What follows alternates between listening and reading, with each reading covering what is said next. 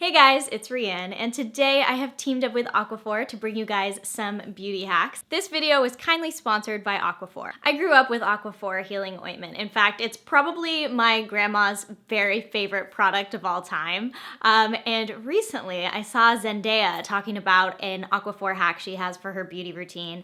And I saw what she did, and I'll show you guys her hack for getting the most out of your highlight with Aquaphor. But after I saw that, I was so interested, so I started Googling. And so today I'm going to be showing you guys my favorite hacks using Aquaphor Healing Ointment. The first beauty hack using Aquaphor is all about les brows. What I do is usually I will brush my brows up with a spoolie brush and then fill them in. But what can tend to happen is I style my brows super perfectly and then I leave my house, I get to my destination, I'll go to the bathroom and wash my hands, and I see myself in the mirror and my brows are a mess. So a really great beauty hack is you can take a little bit of Aquaphor and put it on a spoolie brush and run it through your brows. And this will keep them in the same spot all day.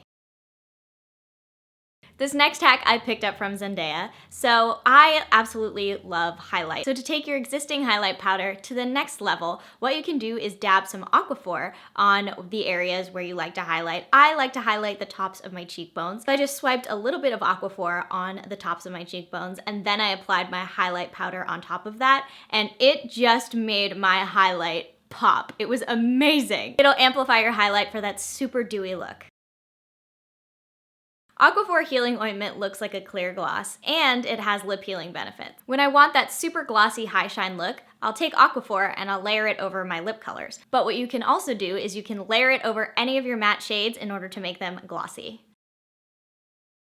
Right after I shave my legs, my skin gets so dry, and Aquaphor is a hydration lifesaver. Ointment spray allows me to spray the product evenly all over my legs for immediate hydration and relief.